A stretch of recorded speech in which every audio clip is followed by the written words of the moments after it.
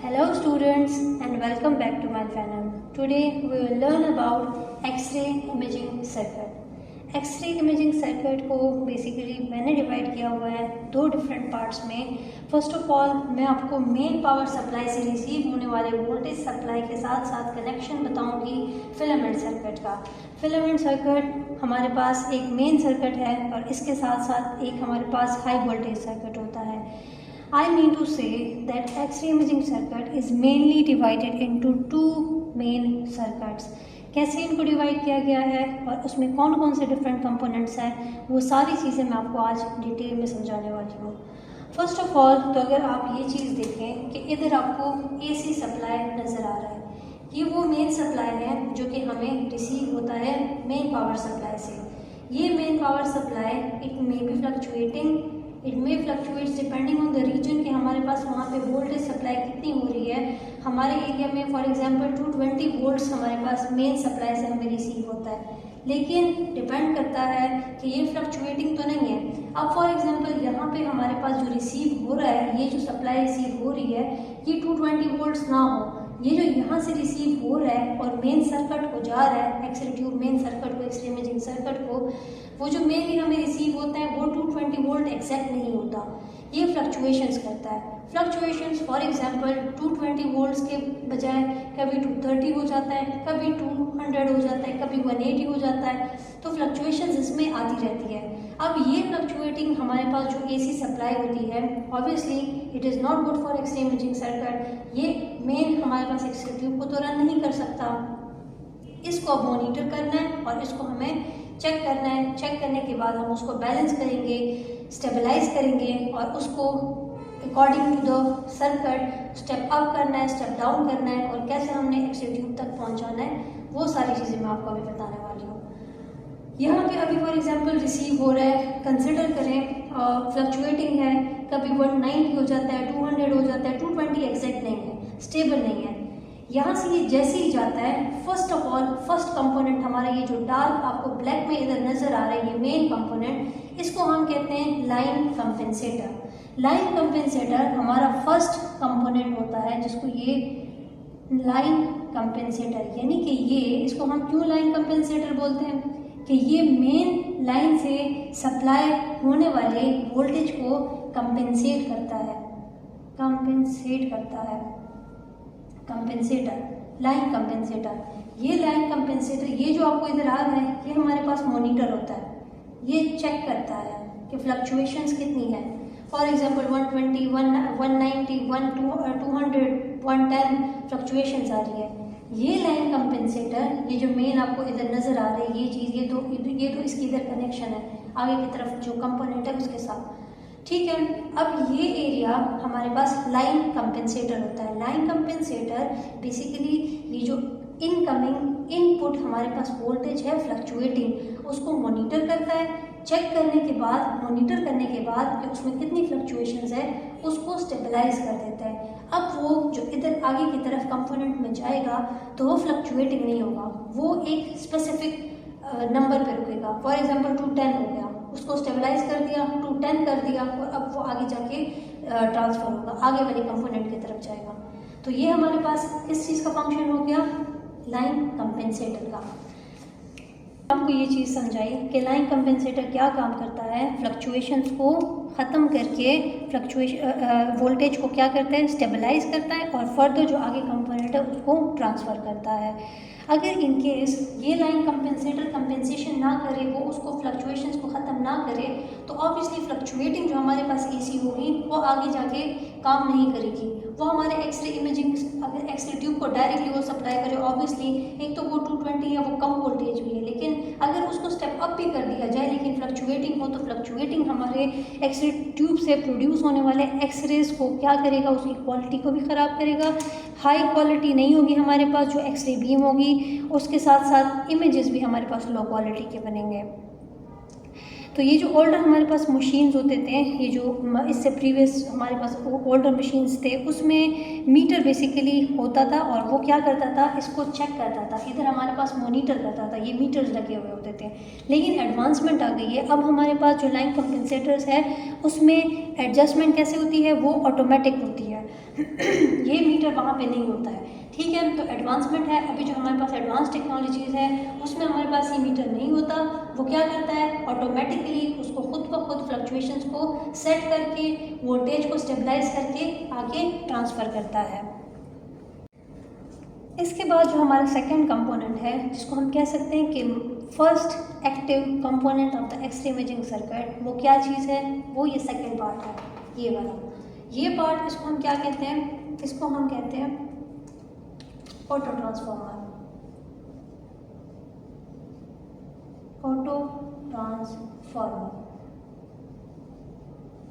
Auto transformer क्या चीज़ है, कैसे काम करता है और ऑटो ट्रांसफार्मर का फंक्शन क्या है। बेसिकली सबसे पहले अगर मैं आपको बताऊं तो ये आपको एक सिंगल वाइंडिंग नज़र आ रही है, सिंगल कोर नज़र आ रहा है और सिंगल वाइंडिंग नज़र आ रही है। ये है ट्रांसफार्मर। आपको ट्रांसफार्मर का पता है, जो कि इलेक्ट्रोमैग्नेटिक इंडक्शन के प्रिंसिपल पे काम करते हैं सारे ट्रांसफार्मर, वो चीज़ आपको पता होगी। यहाँ पे जो आपको ट्रांसफार्मर नज़र आ रहा है, इसको हम कहते हैं auto transformer, single core with single winding. ये क्या काम करता है, सबसे पहले अगर आपको वो चीज़ याद हो, लाइन कंपेंसेशन हो गई है, तो यहाँ पे आपको दो कनेक्शन नज़र आ रहे हैं इसके साथ, ये ए और ए डैश। ये हमारे पास इधर से ये जा रहा है और इधर रिसीव हो रहा है। यहाँ पे ए और ए डैश क्या करते हैं, ये लाइन कंपेंसेशन से इनपुट वोल्टेज को रिसीव करता है। ये हमारे पास प्राइमरी कनेक्शन, इसको हम कहते हैं प्राइमरी कनेक्शन, ए और ए डैश। यहाँ पे ये जैसे ही रिसीव होता है ऑटो ट्रांसफार्मर को, ऑटो ट्रांसफार्मर सिंगल वाइंडिंग के साथ मौजूद है और सिंगल वाइंडिंग के साथ इधर आपको एक कनेक्शन नज़र आ रही है, इसको हम कहेंगे सी, और यहाँ पे जो आपको दो कनेक्शन नज़र आ रही है ये है डी। सी क्या करता है, ये इधर रिसीव करेगा अकॉर्डिंग टू द वोल्टेज। अगर वोल्टेज जो यहाँ पे हमें रिसीव हुई है, इनपुट वोल्टेज जो रिसीव हुई है, अगर वो 220 वोल्ट से कम है, ठीक है, स्टेबलाइज है, फ्लक्चुएशन नहीं कर रही, लेकिन वो 220 वोल्ट से कम है, तो वो क्या करेगा, सी उसको रिसीव करके स्टेप अप कर देगा वोल्टेज को और आगे की तरफ भेज देगा। ये जो स्टेप अप ट्रांसफॉर्म या यहाँ पे जो स्टेप अप का वो लगा हुआ है, ये आगे की तरफ उसको अब भेजेगा वोल्टेज को। अगर इन दो कनेक्शंस की हम बात करें तो डी और ई क्या करते हैं, ये step down transformer, step down connections है। यहाँ पे अगर ये रिसीव हो रहा है, इन केस अगर हमारे पास रिसीविंग जो वोल्टेज है वो ज़्यादा है, फ्लक्चुएटिंग था लेकिन 230 240 था, वो उसको रिसीव करेगा, उसको डाउन करेगा और एग्जैक्ट 220 पे ले आके 230 40 से कम करके स्टेप डाउन करके 220 पे एग्जैक्ट ले आएगा और उसके बाद जो है उसको आगे की तरफ ट्रांसफ़र करेगा। ये क्या करता है, ये जो कनेक्शंस है ये ऑटो ट्रांसफार्मर की, ये अकॉर्डिंग टू द सर्किट आगे रिक्वायरमेंट के मुताबिक उसकी वोल्टेज को डाउन और अप करके आगे की तरफ ट्रांसफ़र करता है। अब हम बात करते हैं फिलामेंट सर्किट की। फिलामेंट सर्किट यहाँ पे जो आपको नज़र आ रहा है, ये सर्किट, ये हमारा मेन फिलामेंट सर्किट है। फिलामेंट सर्किट अगर हम बात करें तो यहाँ से फॉर एग्जांपल ले लेते हैं, और ये जो मेन सर्किट है ये हमारे पास फिलामेंट सर्किट है। फिलामेंट सर्किट क्या काम करता है, इसमें कौन से कंपोनेंट्स होते हैं और ये किस चीज़ के लिए रिस्पॉन्सिबल है, वो अभी मैं आपको बताने वाली हूँ। फिलामेंट सर्किट अगर आप देख रहे हैं तो इधर से कनेक्शन इसको प्रोवाइडेड है, स्टेप अप है, डाउन था, वो उसके बाद वोल्टेज रिसीव कर लेगा। वोल्टेज 220 वोल्ट्स इसको रिसीव होने के बाद फर्स्ट ऑफ ऑल इधर हमारे पास एक कंपोनेंट आता है, इसको हम कहेंगे एमए सेलेक्टर। फिलामेंट सर्किट में हमारे पास 3 मेन कंपोनेंट्स होते हैं, MA selector, focal spot selector और इसके थर्ड मेन जो हमारे पास इसका कंपोनेंट है वो है ट्रांसफार्मर। फिलामेंट सर्किट क्या काम करता है, फिलामेंट सर्किट की कनेक्शन अगर आप देखें तो इधर हमारे पास मौजूद एक्स-रे ट्यूब में कैथोड जो है ये फिलामेंट है, ये कैथोड है, ये एनोड है, ये हमारे पास एक्स-रे ट्यूब है। एक्स-रे ट्यूब के कैथोड के साथ इसकी डायरेक्ट कनेक्शन की है। कैथोड पे कनेक्शन प्रोवाइड करके ये क्या करता है, इधर से मेन इसका काम होगा कि ये फिलामेंट को स्पेसिफिक जो रिक्वायर्ड हमारे पास करंट है वो उसको सप्लाई करें, वोल्टेज उसको सप्लाई करें और उसके बाद उसको क्या करें, हीटअप करें। इतना मैंने आपको इससे प्रीवियस वीडियो में आपको समझाया था कि फिलामेंट को एक स्पेसिफिक रेंज प्रोवाइडेड होती है, कितनी 3 to 6 एम्पेयर का करंट और यहाँ पे होता है 12 वोल्ट का वोल्टेज, 12 वोल्ट्स हमारे पास वोल्टेज होता है। 12 वोल्ट्स हमारे पास यहाँ पे वोल्टेज होता है, 3 to 6 एम्पियर करंट होता है, यानी कि high current and low voltage.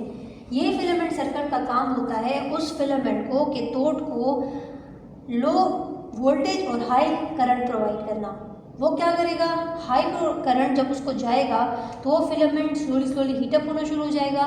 उसके बाद वो हीटअप होके इतना हीटअप हो जाएगा कि वो थर्मियोनिक इमिशन शुरू करेगा। थर्मियोनिक इमिशन क्या होती है, emission of electrons in response to heat. ये जो करंट इसको सप्लाई कर रहा होता है, यहाँ से जो इसको सप्लाई हो रही होती है, ये इस फिलामेंट के एटम्स को जो वहाँ पे इलेक्ट्रॉन्स मौजूद है उसको एनर्जी देता है। उसको हीट होने की वजह से वो हीटअप हो रहा होता है ना, तो उसकी वजह से वो एक्साइटेड हो जाते हैं। इलेक्ट्रॉन जो उस एटम में मौजूद है, ये फिलामेंट के मटेरियल फिलामेंट के एटम्स में, वो इलेक्ट्रॉन स्लोली स्लोली क्या होते हैं, वो इलेक्ट्रॉन जो है वो हीटअप होने की वजह से वो एनर्जी गेन करते हैं और एक्साइटेड हो जाते हैं, और इलेक्ट्रॉन बॉयल आउट होके बाहर आना शुरू हो जाते हैं स्पेस में, इधर के स्पेस में आना शुरू हो जाते हैं। तो यहाँ पे इस फिलामेंट सर्किट का काम क्या हुआ, यहाँ पे इसको specific amount of current provide करना ताकि थर्मियोनिक इमिशन हो और यहाँ पे इलेक्ट्रॉन्स की इमिशन हो, और कम हो ज़्यादा हो स्पेसिफिक अमाउंट हमें यहाँ पे प्रोवाइड करना है ताकि वो जाए और हमारे पास हाई क्वालिटी हाई क्वांटिटी हमारे पास रेडिएशंस की इमिशन हो। ठीक है, coming to the components of the filament circuit, MS selector. Second one is the focal spot selector. Third one, the main component, that is the transformer. Let's talk about the MS selector. MS selector है क्या चीज़, वो है हमारे पास एक rheostat. MS selector ये rheostat होता है। Rheostat क्या चीज़ है, एक वेरिएबल रेजिस्टर को हम रियोस्टेट बोलते हैं। MS सेलेक्टर क्या करता है, ये जो यहाँ पे ये फ्लो कर रहा होता है, इधर करंट जो फ्लो कर रहा होता है यहाँ पे, ये जो यहाँ पे करंट जा रहा है और आगे की तरफ ट्रांसफ़र होने वाला है और उस जगह तक कैथोड को सप्लाई करने वाला है, ये MS सेलेक्टर क्या करता है, उसको कम और ज़्यादा करता है। अब आप इसको देखें, रेजिस्टर है, रेजिस्टर क्या काम करेगा, इधर से कनेक्शन अगर हम देख लें, रेजिस्टर कम है, यहाँ पे रेजिस्टेंस अभी कम है, वैल्यू पे डिपेंड करता है। रेजिस्टेंस कम है तो number of charges flowing through this area वो क्या होंगे, ज़्यादा होंगे। ज़्यादा चार्जेस फ्लो करेंगे, ज़्यादा करंट फ्लो करेगा, ज़्यादा थर्मियोनिक वो हीटअप होगा, ज़्यादा थर्मियोनिक इमिशन होगी, ज़्यादा इलेक्ट्रॉन निकलेंगे, MA यानी कि ट्यूब करंट ज़्यादा होगा। इसके ऑपोजिट देखते हैं, यहाँ पे हमारे पास ये वेरिएबल रेजिस्टर होता है, इसको हम अपने मुताबिक उसको चेंज करते हैं। मैंने रेजिस्टेंस बढ़ा दिया, यहाँ पे अब क्या हो गया, MS सेलेक्टर यहाँ पे रेजिस्टेंस बढ़ गया, रेजिस्टर ने अपना वो बढ़ा दिया, रेजिस्टेंस बढ़ा दिया।